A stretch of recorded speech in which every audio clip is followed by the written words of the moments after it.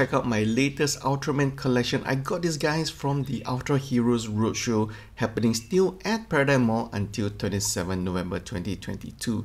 The first figure I got is Ultraman Trigger multi-type. Now, Ultraman Trigger is one of the new modern Ultraman that I really love. The entire suit design and also the entire series is a very big homage to the original Ultraman TIGA. I think the team at Subaraya, when they were first thinking about the design of the suit, they probably borrowed the core elements of Ultraman TIGA and bringing it into a evolution look and feel, modernizing the Ultraman TIGA suit into the look now that you see as Ultraman Trigger.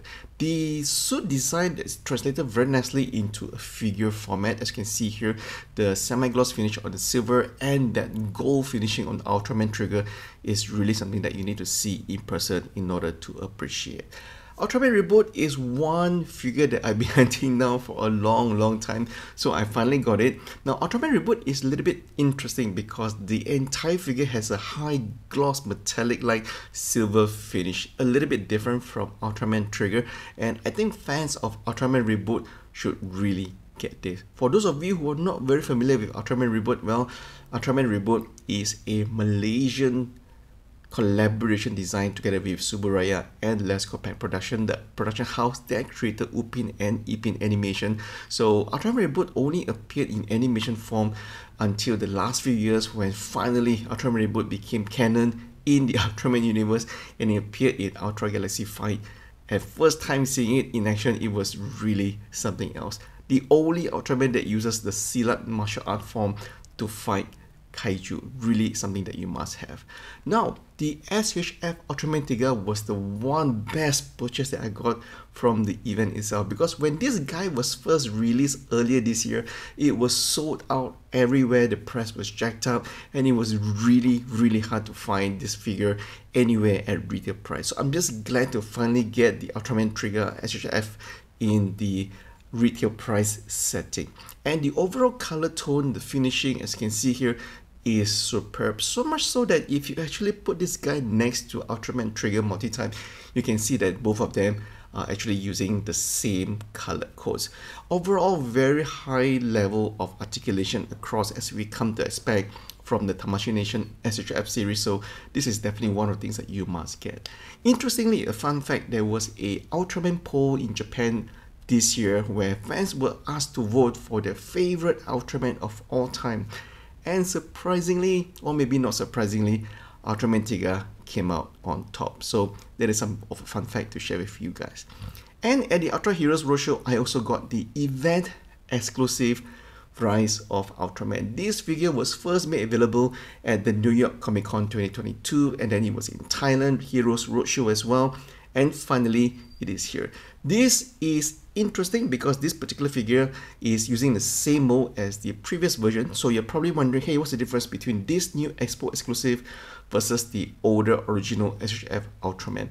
I'll make a detailed comparison video for you guys, so check that video out and you can see what are the differences between the old and the new.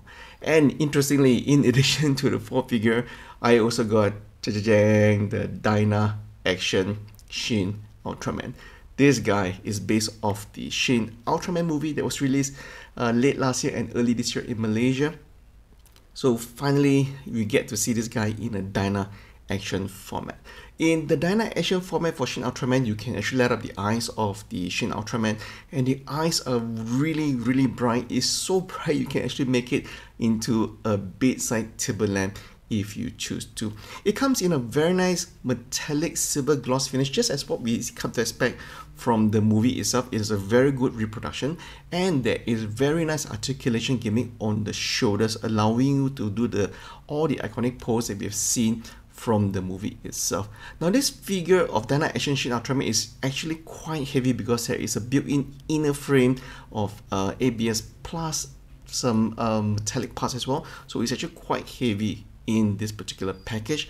And one big bonus is actually the inclusion of a clear plastic base. That was something that I was not expecting to get. I thought the Dyna Action only comes with the figure itself, but yeah, a very nice bonus of the included clear display base.